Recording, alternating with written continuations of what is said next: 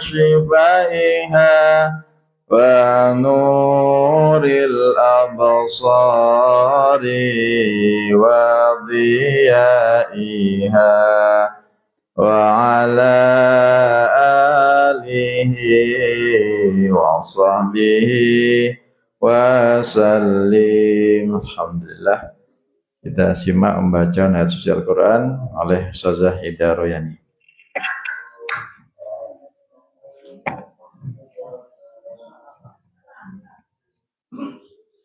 A'udzu billahi minasy syaithanir rajim.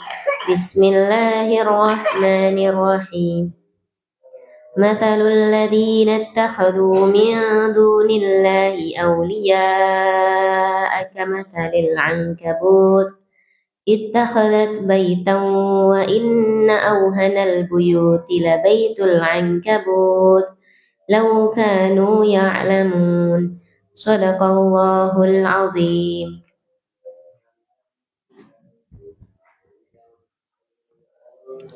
Sadaqallahul azim wa sadaqa rasulun nabiyul karim wa nahnu ala dzalika minasyahidin wasyakirin. A'udzu billahi minasyaitonir rajim. Bismillahirrahmanirrahim. Assalamualaikum warahmatullahi wabarakatuh. Alhamdulillah, alhamdulillah, alhamdulillahi rabbil alamin. Alhamdulillah binikmatihi tatimmus salihat. Ashhadu an la ilaha illallah wahdahu la syarika lah. Wa ashhadu anna Muhammadan abduhu wa rasuluh la nabiyya wa la rasula ba'dah.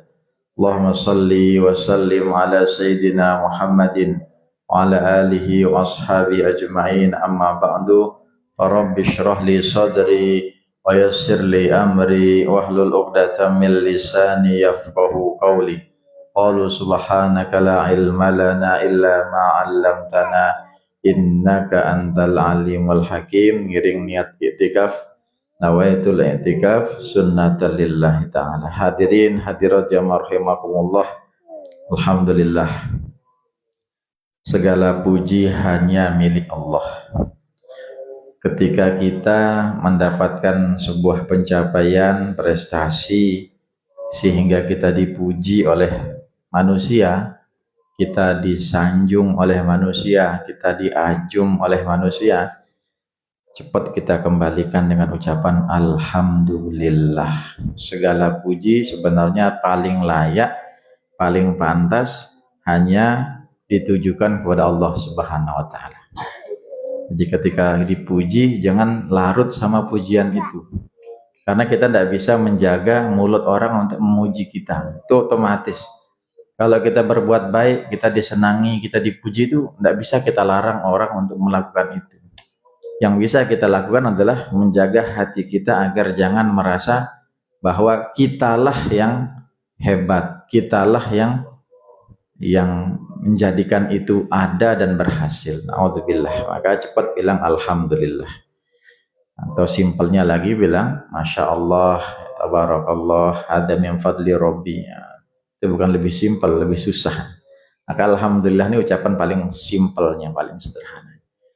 Kalau dia sudah banyak ngajinya, banyak ilmunya, maka bacaannya banyak lagi. Tidak hanya bilang Alhamdulillah, saya bilang tadi Masya Allah, ini semua kehendak Allah, Tabarakallah, ini semua atas ya anugerah Allah gitu. Ada juga hada min fadli Rabbi, ini semua karunia Allah. Ada doa yang bagus, saya biasanya baca itu ba'da Isya. Allahumma la tu'akhidna bima yaqulun. Ya Allah, jangan jadikan ucapan-ucapan mereka yang menyanjung saya itu menjadi pemberat, jadi pesusahan buat saya. Dan jadikanlah saya justru lebih baik daripada yang mereka sangka. Itu luar biasa doanya. Jadi terhadap pujian kita jangan sampai jatuh pada riya sum'ah, tapi terhadap pujian itu kita pengen lebih baik justru dari yang ungkapan pujian itu. Itu keren, itu doanya ulama kita. Ya Nabi salam alaika, ya Rasul salam alaika, ya Habib salam alaika. Bapak Ibu, ini edisi ke-307. Saya ingin mengawali kajian kita dengan sama-sama merenung sesaat. Kemarin beberapa hari yang lalu, itu di Masjid Agung ada mu'allaf. Mu'allaf ini satu keluarga agama Buddha. Waduh.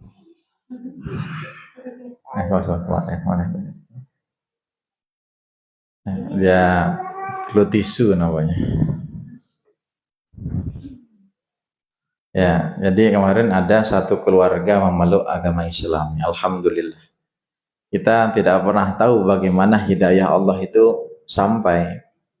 Dari perbincangan singkat kemarin dia cerita, maksudnya dia memang aslinya Islam, tapi ya akhirnya ikut istrinya, ikut mertuanya, anaknya semua Buddha. Sehingga setiap dengar azan tuh hatinya menangis sedih gitu. Setiap takbiran merenung, nangis, ingat dulu masa-masa kecil sampai kelas 4 SD Islam begitu. Dan saya minta baca Fatihah masih bisa. Masih kulhu kan, Al-Ikhlas itu masih bisa. Itu Allah berarti tidak ingin dua surat itu hilang dari hatinya. Masih dijaga. Tidak pernah baca, bayangkan bertahun-tahun. Puluhan tahun, belasan tahun, tapi masih bisa ingat. Nah, itu untuk pelajaran. Jadi orang kalau sudah mu'allaf itu kayak bayi yang baru lahir, yang tidak ada dosanya. Kalau orang di Pertamina itu dari nol, itu betul-betul hitungannya nol. Nah, jangan saya sudah 50-60 murtad dulu, habis itu 3 hari dah kita maksiat, kita makan yang haram-haram, minum yang haram-haram, nanti hari keempat saya masuk Islam, kosong. Niat kita yang begitu saja sudah tahu itu Allah. Malaikat sudah halah. Hari ketiga dicabut terus kan susah, jadi tidak bisa. Assalamualaikum. Ya,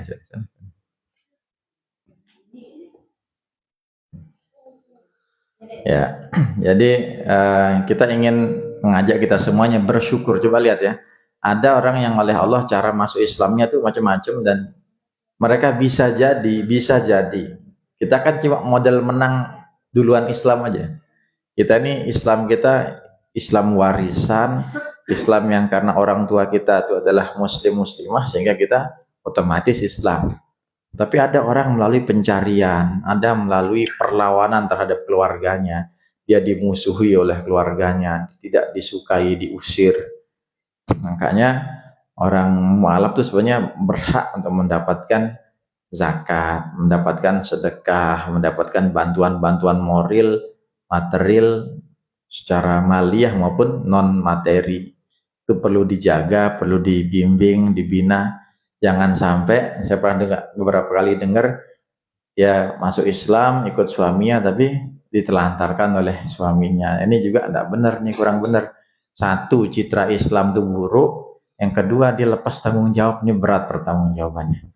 Ada orang ya meninggalkan bapak ibunya, meninggalkan keluarganya demi cintanya sama yang laki ini, dan yang laki ini menelantarkan, tidak membina, tidak mengarahkan. Ini hati-hati. Yang bagus itu masuk Islam, dibina, dikawal. Kemarin acaranya di masuk Islamnya pada maghrib, langsung kita minta wudhu. Sebelumnya udah mandi, dia syahadat, lalu wudhu isya, sholat isya pertama. Dia tidak tahu gerakan, sudah sekeluarga itu. Jadi betul-betul ngikut aja, ngikut sudah.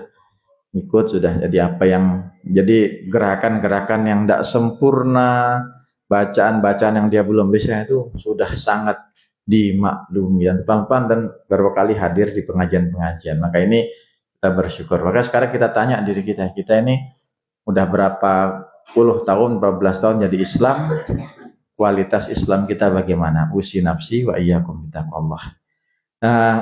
Ini informasi.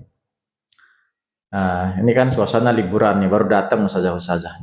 Dan insya Allah besok kajian pekan depan, insya Allah sehat panjang umur, kita sudah kedatangan guru khidmah baru. Besok penjemputannya baru dapat kabar.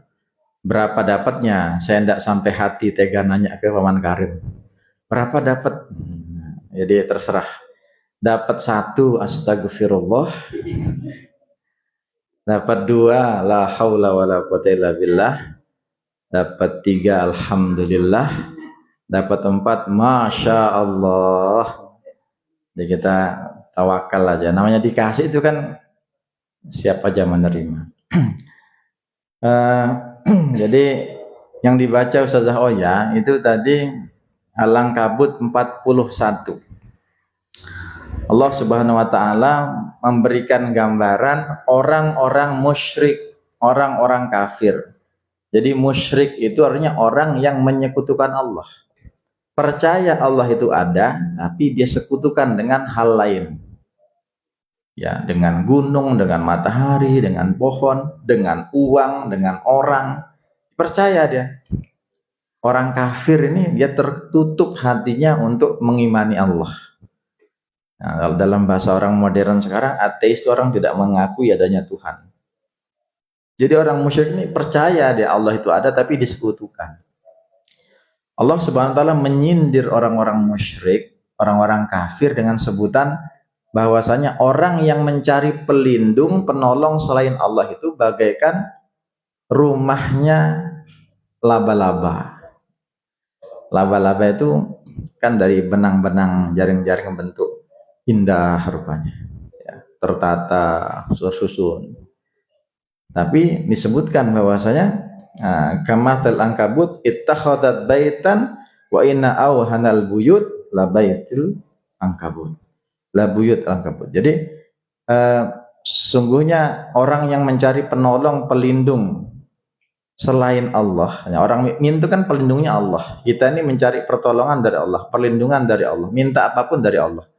Orang-orang yang tidak menjadikan Allah itu pelindung, penolong, pemelihara itu bagaikan orang sebagaikan apa? Orang yang bernaung menetap di rumahnya laba-laba. Nampaknya indah, ya, sistematis, tapi tidak kuat. Bahkan selemah-lemahnya rumah itu adalah rumahnya laba-laba. Nah, meskipun ada juga penelitian yang mengatakan lumayan kuat, tapi lumayan aja, tidak kuat banget. Jadi rumah laba-laba itu tidak kuat sebenarnya. Dia diginikan sedikit, hancur. Diginikan sedikit, hilang. Yang bisa nyangkut, yang bisa terjebak di sana adalah yang terperangkap hewan-hewan yang kecil saja. Ya, kadang apa di sana, kadang capung, kadang lalat, ya gitu. Tapi kalau dia punya bobot beban sedikit pasti hancur, pasti rusaknya. Tetapi kita tidak juga menghakimi bahwasanya laba-laba itu buruk, enggak juga. Ya, Allah cuma bilang rumahnya laba-laba itu punya peran dan jasa besar dalam sejarah Islam. Kalau kita ingat Rasulullah SAW bersama Abu Bakar As-Siddiq itu pernah hijrah, ya, hijrahnya itu kan bulan Muharram begitu, 1448 tahun yang lalu itu hijrah, dikejar oleh musyrikin kafirin Quraisy Makkah, sembunyi di gua namanya gua Thur. Dikejar nih, kejar Rasulullah sembunyi dalamnya oleh Allah yang Maha Kuasa. Lubangnya gua itu di situ ada laba-laba beserta rumahnya, sarang laba-laba. Terus ada riwayat yang mengatakan di situ ada burung yang juga bertelur. Sehingga logika manusia mengatakan tidak mungkin ada orang masuk ke dalam lubang itu. Kalau orang masuk berarti apa? Rusak itu sarang laba-laba, rumah laba-laba, dan nggak mungkin ada burung yang mau bertelur di situ. Itu kata para ulama, sebegitulah akal manusia mudahnya untuk ditipu, dikelabui. Mereka orang-orang Arab yang mengaku ahli strategi, bisa membaca jejak, bisa melihat, bisa mendeteksi, bisa ngikutin, bisa nangkep orang tawanan, buronan. Karena Rasulullah saat itu dianggap sebagai buronan, dianggap sebagai tawanan yang kabur, dianggap sebagai wanted, ya, seseorang yang sangat diinginkan untuk ditangkap bahkan dibunuh. Tapi Allah mengelabui kepintaran, kecerdasan orang Arab yang katanya ahli, pakar, bisa ini bisa nangkep, cuma dikasih ada lubang, ada gua. Rasulullah di sana aman bersama Bakar, cuma ada apa? Jaring laba-laba sama burung yang bertelur. Oh, enggak mungkin di sini, cari tempat lain. Coba. Segitu lemahnya kita itu. Kita tuh sebegitu lemah kalau sudah Allah mau mengendalikan, membolak-balikkan kita. Orang bisa musuhan, tapi Allah kalau membalikkan, jadi temenan, jadi dekat. Orang yang dulunya deket sekali, kompak bareng, bestie, bisa jadi musuhan. Nah, makanya kita ini betul-betul minta penjagaan, perlindungan dari Allah Subhanahu wa taala dan pemeliharaan. Karena Allah yang sebaik-baiknya membolak-balikkan keadaan dan hati kita. Dan tidak pernah tahu yang kita anggap baik itu baik atau enggak. Yang kita anggap buruk itu buruk atau enggak. Nah, jadi kita ini jangan sampai mencari penolong, pelindung selain Allah. Karena pasti rapuh, pasti lemah, pasti tidak kuat. Ibarat sarang atau rumahnya laba-laba tadi. Maka ini gambaran betapa rumah yang sebenarnya harusnya, ya, rumah itu kan idealnya itu adalah tempat kita tempat kita berteduh dari panas dan dingin. Tempat kita merasa nyaman. Secapek-capeknya kita, nih para bapak-bapak cari rezeki keluar, capek kerja, ketemu anak istri senyum, wah hilang rasa capeknya. Ada panas, dia berlindung dari panas. Ada hujan, dia berlindung dari hujan. Dia tempat istirahat, tempat aman, tempat nyaman. Itu rumah. Tapi kalau rumahnya laba-laba, tidak bisa dijadikan itu. Ketika panas, dia kepanasan. Ketika dingin, dia kedinginan. Nah, rumah yang kita tempati, Bapak Ibu, itu adalah gambaran rumah yang ideal. Harusnya dibangun dengan ketakwaan. Di sana harus ada ngaji, harus ada sholat. Rumah-rumah kita rugi kalau nggak pernah dipakai sholat. Misalnya yang ahli masjid, ahli musola, minimal qobliyahnya di rumah atau ba'diyahnya. Nggak bisa juga karena malas, karena banyak gangguan. Ngajinya, zikirnya, atau ngapain lah, ngajarin anak, itu juga bagian daripada amal baik. Jadi silahkan yang masak sambil zikir, biar jadi saksi itu nanti. Kompor, panci, senduknya itu jadi saksi. Semua ini jadi saksi. Kalau saya ini si fulan, fulanah pernah begini, lengkap sekali. Dan yakinlah komputer Allah itu tidak akan salah.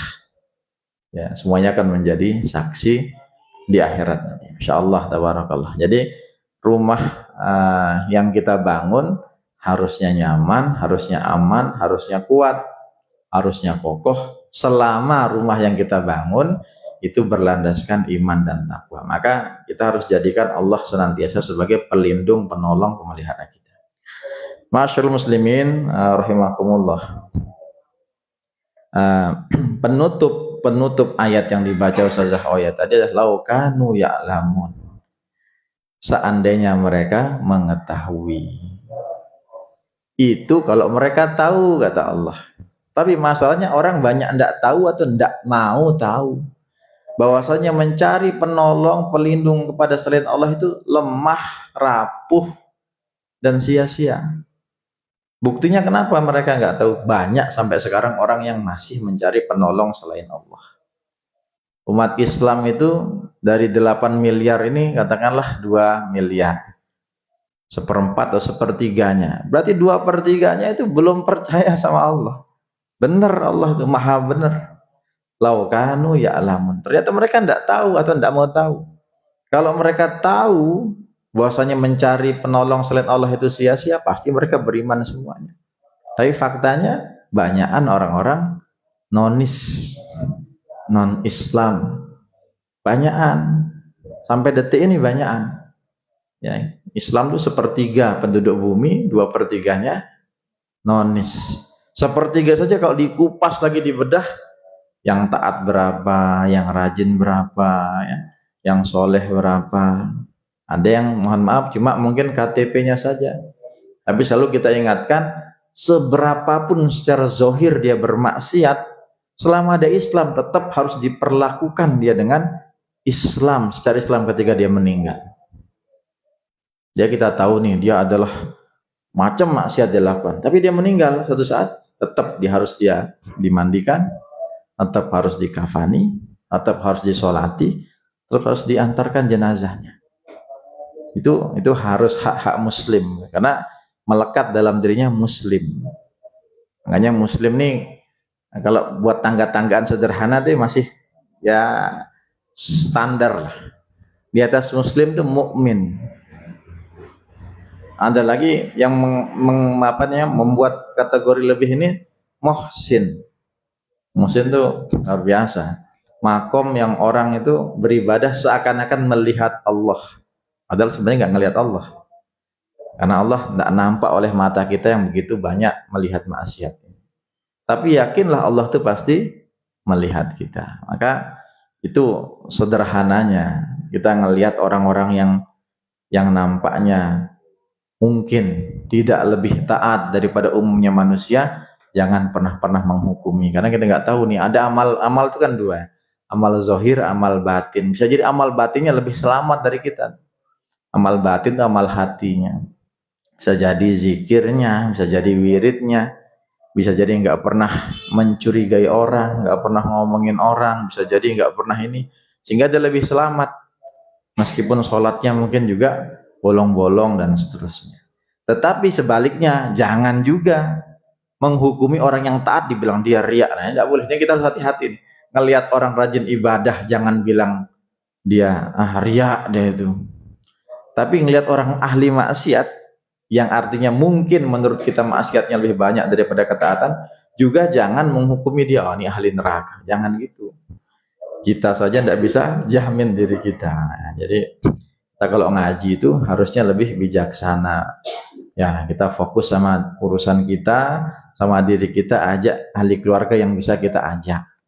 Nanti yang di sini saya bisa ngajak jamaah buat amal-amalan, buat mengingatkan besok puasa, mengingatkan besok ada ini, itu bagus. Itu yang bisa kita jangkau. Dan Bapak Ibu bebas untuk memilih tempat-tempat kajian. Banyak, alhamdulillah di Tanjung ini, ya. Nggak kurang-kurang kita. Kalau asal mau keliling setiap masjid, setiap desa, dusun nih saya rasa seminggu itu penuh dia. Kalau mau bener-bener ya. Saya nggak tahu ya di mana aja, tapi kayaknya waktu seminggu 7 hari itu kayaknya penuh semua kalau mau dikelilingi. Di Kalijaga ada, Madani, Masjid Agung, Uwais, nanti di Tanah Song. Terus saya rasa seminggu itu penuh deh. Bahkan bisa tabrak-tabrakan. Nah, dugaan saya semua setiap hari itu ada saja.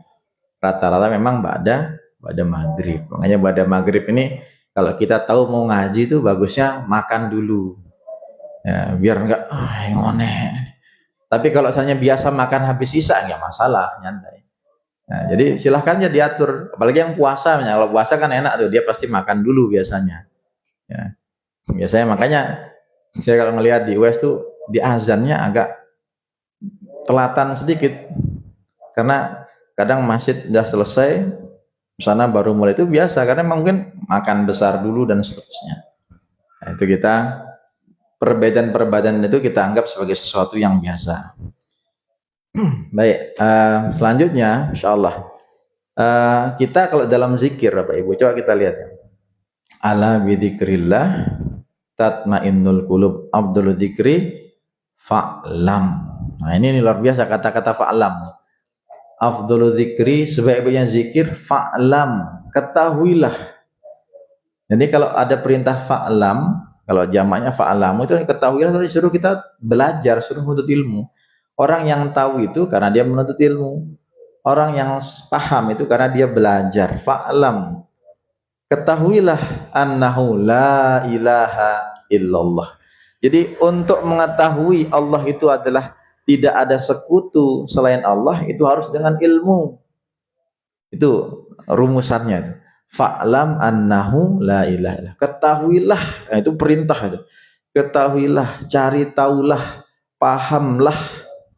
Harus paham bahwasanya Allah itu la ilaha illallah. Jadi pondasinya tauhid. Itu pasti tidak ada Tuhan selain Allah.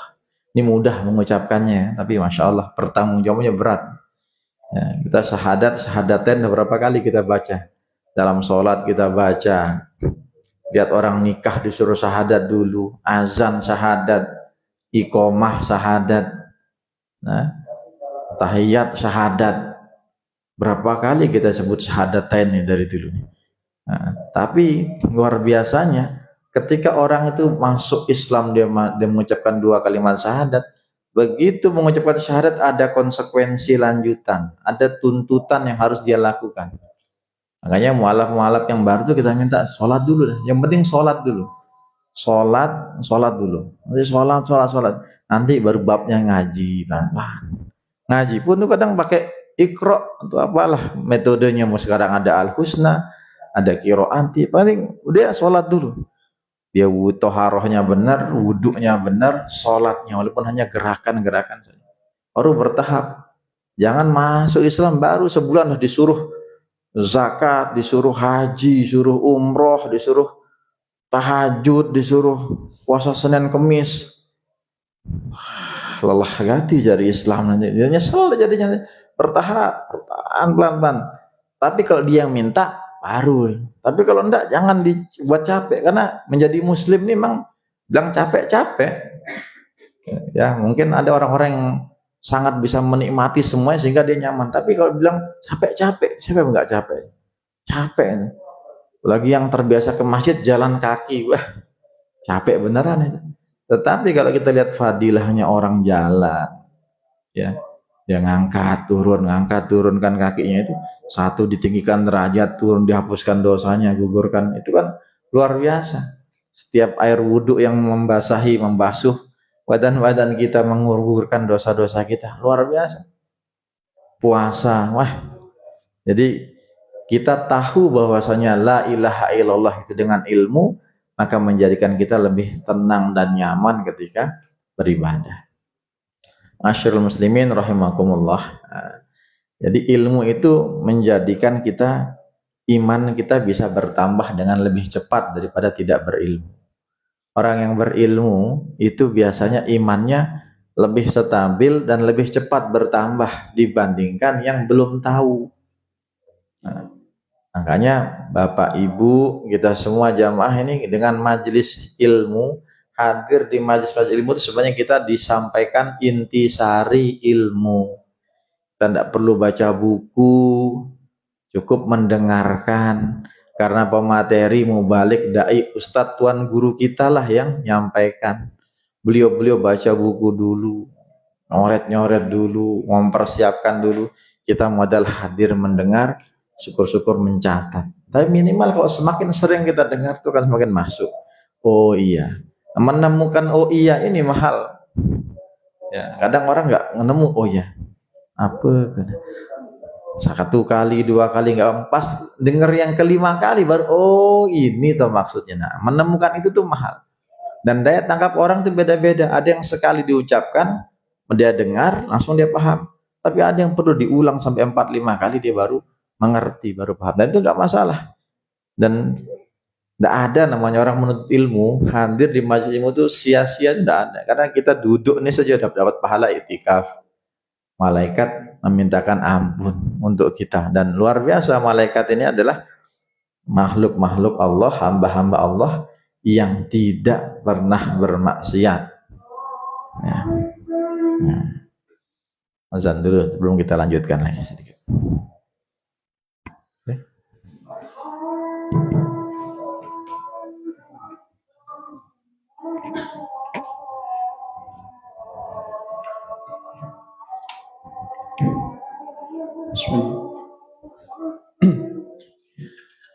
Allahu Akbar, Allahu Akbar,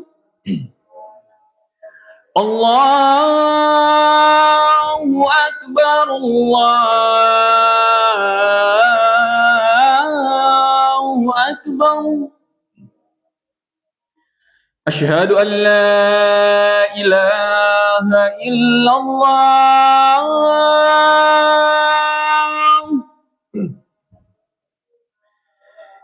Asyhadu an la ilaha illallah.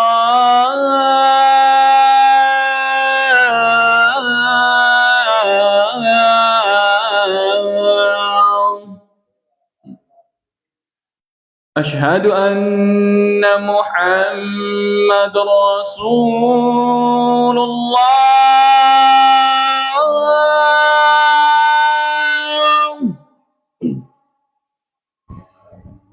أشهد أن محمد رسول الله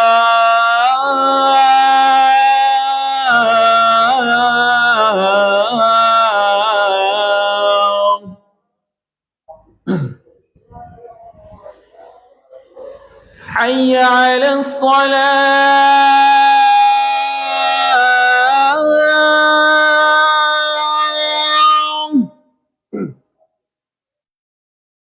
حي على الصلاة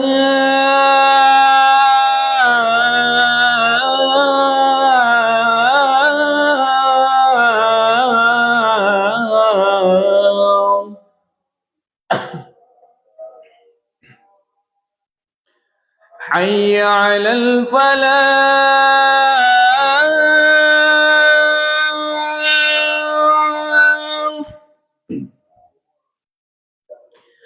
حي على الفلاح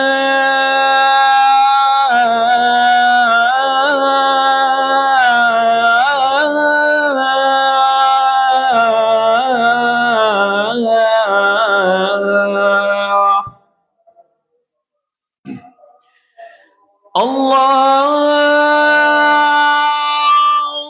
أكبر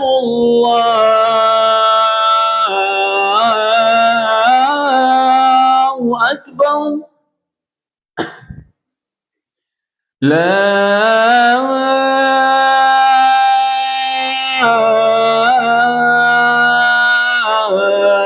إله إلا الله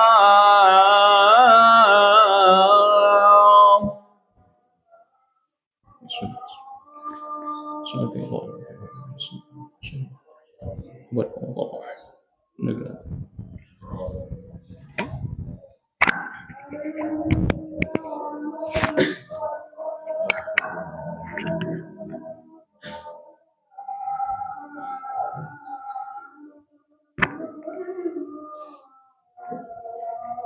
Ya, jazakallah khair.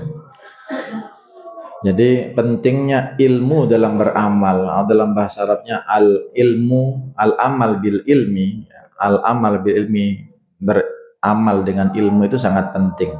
Agar tidak hanya ikut-ikutan, tidak hanya katanya, tapi kita melakukan amal itu karena dasarnya ada, kita berdasarkan ilmu, dan itu penting. Kalau hati kita lebih tenang, iman kita lebih terjaga, potensi untuk diterima amal itu lebih besar kalau kita beramal dengan ilmu.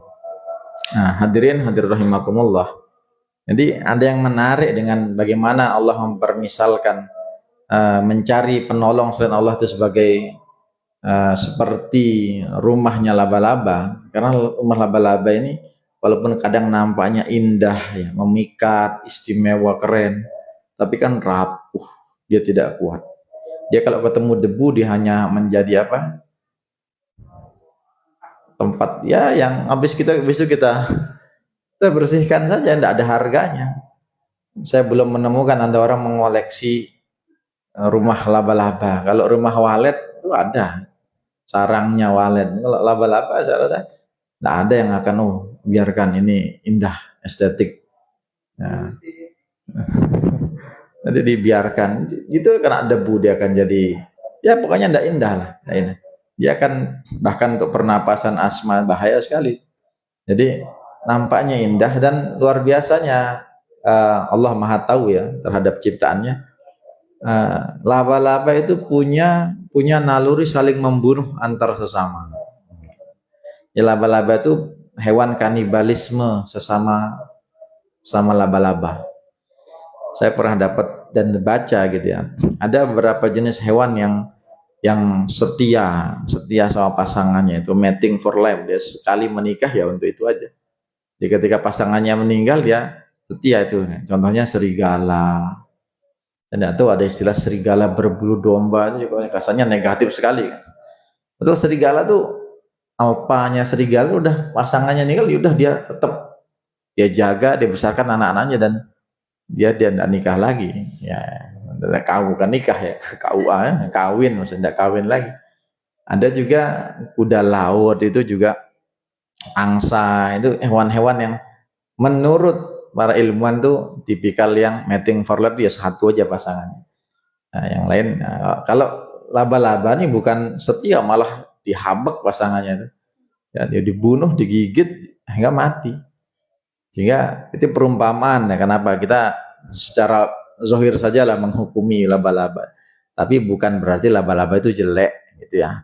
Jadi karena ada jasanya, yang kita rusak tuh rumahnya saja.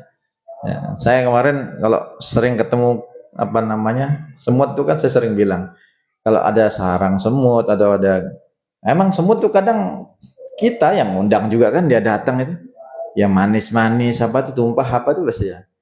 Nah, kita kalau bisa kalau lagi kuat ilmu sabarnya, ngomong sebentar ya, apa doanya tuh ya, ya Bismillah ya khalqallah, dengan nama Allah, wahai makhluk Allah, ya ummata Sulaiman, wahai umatnya Nabi Sulaiman. Jadi semut, hewan semuanya adalah umatnya Nabi Sulaiman. Jadi khalqallah, wahai makhluknya Allah, ya umat Sulaiman. Dan itu kami di ijazah itu bebas ngomong pakai bahasa apa. Karena ada tinggal di Gubuk Baru, ngomong pakai bahasa Sasak. Dan dia lihat ya, memilih nyapu nih. Tapi kalau pakai bahasa Arab takut dia nggak ngerti nanti kan. Maksudnya dia semut Gubuk Baru.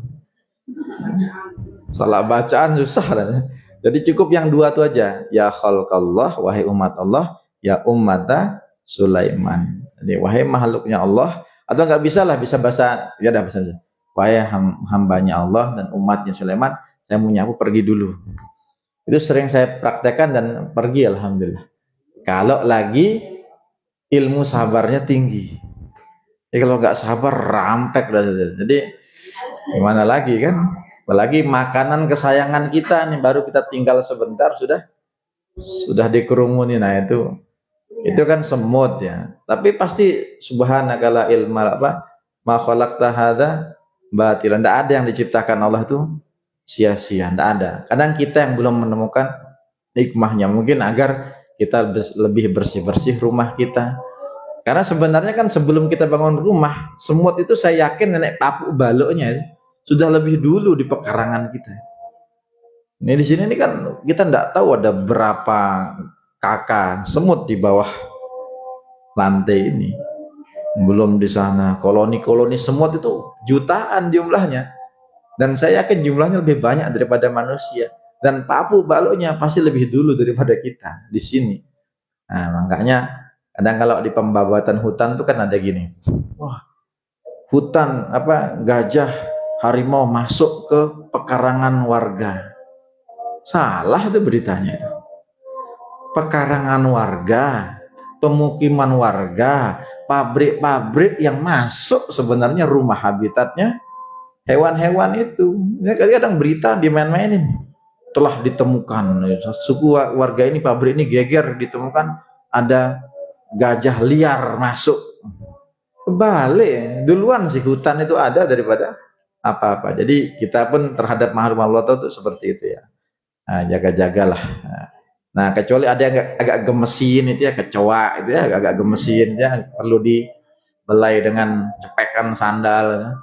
Apalagi lintah, kalajengking, tikus, nah itu agak geli kita. Oh, harimau ya enggak usah, kita sih yang kabur. Harimau itu kalau dipanggilin pemadam kebakaran juga pemadam kebakarannya kabur. Ya saya apa-apa sekarang pemadam kebakaran. Sekarang nih netizen ini agak-agak lebay. Kalung jatuh ke sumur, pemadam kebakaran. Apa yang nyangkut ini nggak bisa, polisi nggak mau dipanggil, pemadam kebakaran. Pemadam kebakaran ini fungsi sampingannya banyak. Karena kalau dia bertugas berarti kan ada yang kebakaran. Daripada dia nganggur, mungkin mikirnya gitu orang-orang kan. Jadi mintai tolong saja. Nanti ada yang ngambilin layangan, ada yang ngambilkan apa. Ya, itu candaannya teman-teman biar nggak makan gaji buta. Baik ya, jadi kita bisa memahami bagaimana Allah yang maha tahu, maha bijaksana. Kenapa Allah mempermisalkan orang yang begini seperti ini, orang begini seperti itu, suka-suka Allah. Kita sebagai manusia, para mufasir, para ulama yang mendalami ahli tafsir tuh berijtihad untuk memahami kira-kira maunya Allah tuh begini kayaknya tuh begini. Dan mereka ini tentu ya, kalau Nabi itu kan mulham, diilhami. Mereka ini bisa jadi lewat mimpi, bisa jadi lewat intuisi mereka, lewat pemikiran mendalam. Bukan lagi nongkrong sambil rokokan, mohon maaf, sambil di kamar mandi dapat ide, enggak gitu. Saya yakin beliau menulis semua analisa ini ketika habis ngaji, habis tahajud, habis sholat dalam keadaan berwudu, habis tirakat baru menemukan ide, itu nulis begitu. Nah, jadi bukan lamunannya orang yang di tongkrongan. Pasti alim ulama kita ini orang-orang yang mulham ya, yang dapatkan ilham dengan cara-cara perantara yang luar biasa. Maka kita kalau lihat ya, Bapak Ibu, saya tanya ini, mungkin ada yang pernah ke hotel, mungkin ada yang pernah ke losmen. Di semua tempat-tempat yang kita sebut barusan tuh kita dilayani. Di situ makanan tinggal ngambil, itu bukan dilayani. Tapi setelah dicoba-coba, orang semakin sering ke hotel sampai pada kesimpulan paling enak tuh di rumah. Paling enak di rumah. Hotel tuh enak sehari 2 hari, mikir habis itu bayarnya gimana. Ya, udah tenang ya. Bahkan ada orang yang mau, mohon maaf yang saya sampaikan ini, dia mau BAB sih dong, kalau nggak di WC rumahnya itu nggak bisa keluar. Ini entah apa namanya ya, tapi ada. Jadi ada, dia karena terbiasa di kamar mandi rumahnya, mau buang air sih itu nggak bisa, kadang keluar harus, ya Allah, udah dibayar, sudah di hotel mahal, tetap yang paling nyaman tuh rumahnya. Ada yang begitu. Nah, tapi kalau hotel kan mengadresi sekali tempo ya boleh, tapi lama-lama makin sering ya dia sama-sama aja. Tetapi ujung-ujungnya paling enak di rumah, ternyata paling enak kasur di rumah, kamar mandi di rumah, karena kita apa, privasi kita sangat terjaga di sana. Ya, kamar hotel itu kan sudah orang sebelum kita itu udah berapa ratus orang yang tidur di kasur itu, dan itu orang asing, orang macam-macam kan, orang bule, ada orang yang mungkin ya macam-macam lah di kasur itu, di kamar mandi itu. Tapi kalau di rumah kita kan paling terbatas, kita sama ahli keluarga. Tapi kalau di hotel, meskipun di sana di servis, di cleaning service ada pembersih, tapi banyak sudah orang-orang yang menempati. Nah, makanya kalau dilihat dari sudut pandang itu, ya paling enak rumah. Tapi tetap saja hotel di mana tuh dia rame-rame aja, karena untuk sesekali ganti suasana. Gitu. Jadi inti tauhid itu adalah yang sebagai kita sampaikan, la ilaha illallah. Semoga kita sampai benar-benar meninggal nanti tetap dalam kalimat tauhid la ilaha illallah. Banyak orang yang kita dapati bisa mengucapkan dengan suara lantang, ada yang pakai isyarat saja, ada yang mungkin dalam hati saja. Ada yang kelihatan agak terbata-bata, itu dibantu ya. Bantu. Kemarin makanya saya tuh kadang hadir juga di kajian-kajian Masjid Agung. Kemarin kan Gus Ep menyampaikan tuh, ya kalau ada orang meninggal tuh, orang lagi feeling kita dia sedang nazak, mau sakaratul maut akan meninggal tuh, jangan ditinggal. Iya, Piala Dunia nih tinggal. Bakso tinggal. Pas kita beli bakso meninggal. Nyeselnya panjang itu. Dan membimbing orang talqin itu jangan digupuhin. La ilaha illallah, la ilaha illallah. Lembut, harus lembut. La ilaha. Kalau sekalinya itu sulit pakai Allah, bisikin telinga kanan, Allah, jangan Allah. Bingung nanti orang. Allah pelan-pelan. Itu memang ada cara adabnya dan seterusnya. Jadi penting untuk kita tahu ini, lagi-lagi dengan ilmu kita tahu. Ya, dengan ilmu. Saya rasa itu yang bisa kami sampaikan pada kesempatan kali ini. Insyaallah kita jumpa lagi dalam pekan depan, insyaallah edisi 308. Demikian, tidak ada MC-nya nih, kita tutup langsung dengan bersama baca hamdalah. Alhamdulillah rabbil alamin wal asri innal insana lafi khusr illa alladziina amanu wa amilus solihati wa tawashaw bil haqqi wa tawashaw bis sabr. Kurang lebihnya mohon maaf, semoga bermanfaat. Subhanallah bihamdihi subhanakallahumma bihamdika asyhadu an la ilaha illa anta nastaghfiruka wa natubu ilaik. Assalamualaikum warahmatullahi wabarakatuh.